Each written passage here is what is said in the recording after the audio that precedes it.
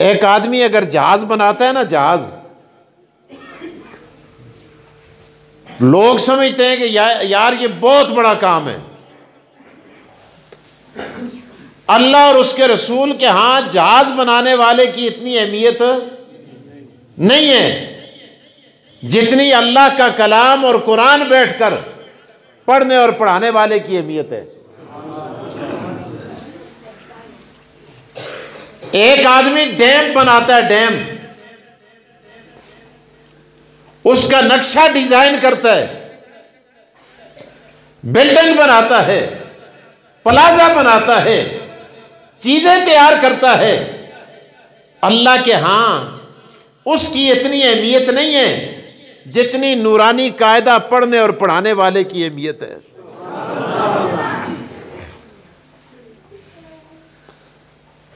हुजूर अलैहिस्सलातु सलाम ने इरशाद फरमाया, खैरुकुम मन तअल्लमल कुरआन व अल्लमा।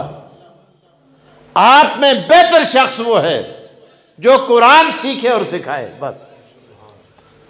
और जो हुजूर ने फरमा दिया वो सच है, उसमें कोई शक नहीं। इसलिए कायनात में सबसे बेहतरीन शख्स वो है जो कुरान सीखता और सिखाता है। ये तो आप लोगों पर इन हजरात का एहसान है, उलमा का, इन कारियों का, इन हाफिज़ों का। इन्होंने आपकी बस्तियों में ये छोटे छोटे मदरसे कायम कर रखे हैं।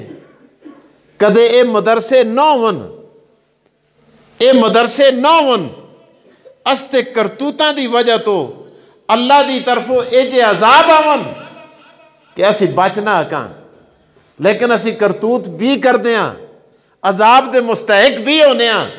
लेकिन जब उस बस्ती में कुरान की आवाजें सुनाई देती हैं और रब्बुल आलमीन आने वाली आफतों को टाल देता है,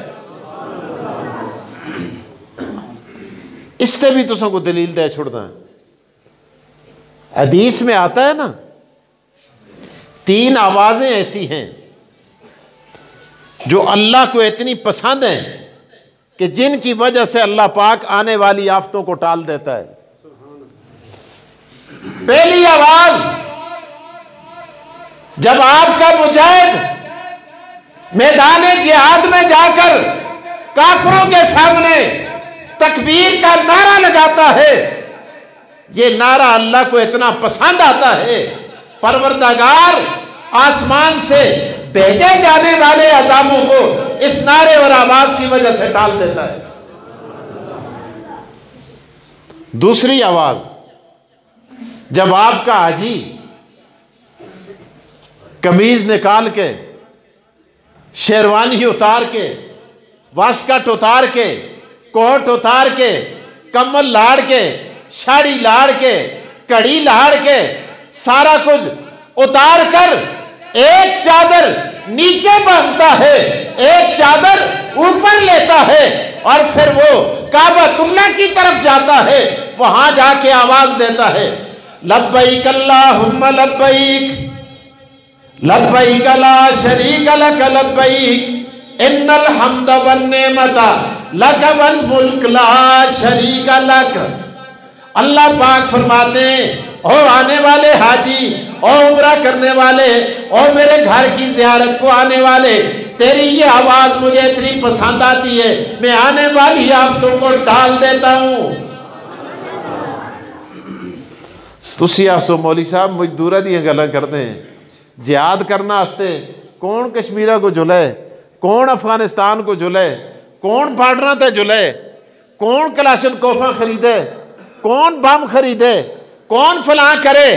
अरे हज के लिए जाने के लिए पैसे जरूरत है, वीजा जरूरत है, पासपोर्ट की जरूरत है, अरे टिकट की जरूरत है, वक्त और सेहत की जरूरत है। कोई नेड़े दी गल कर, कोई करीब की बात करो। ये तो बड़े दूर की बातें हैं। कैसी बातें करते हैं। तई ते असी तुसा मौलवियां दे नेड़े ना आंदे, बड़ियां औखियां औखियां गल्लां दसते हो, बड़ियां सख्त किस्म दीयां गल्लां करते हो। अरे तीसरी आवाज उलमा ने लिखा है, इस आवाज के सुनने के लिए तुझे बॉर्डर क्रॉस करने की जरूरत नहीं, तुझे जहाज का टिकट लेने की जरूरत नहीं, वीजे और पासपोर्ट की जरूरत नहीं। मौली साहब दसो उतरी आवाज केड़ी जई बिच है? अल्लाह अकबर। आप आए अपनी मस्जिद में, यहाँ मौलाना कारी इस्लामुल हक साहब क्लास लगा के बैठे होंगे, सामने तलब इल्म होंगे, किसी के हाथ में कायदा होगा, किसी के हाथ में सिपारा होगा, किसी के हाथ में कुरान पाक होगा। मेरे दोस्त कारी साहब के सामने फटा पड़ा हुआ होगा। कारी साहब बच्चों को चुप कराने के लिए, बच्चों को मुतनब्बे करने के लिए उस फट्टे पर अपने हाथ या छड़ी से टक टक कर रहे होंगे। ये टक टक खुदा को इतना पसंद आता है, रब्बुल आलमीन आने वाली आफतों को डाल देता है।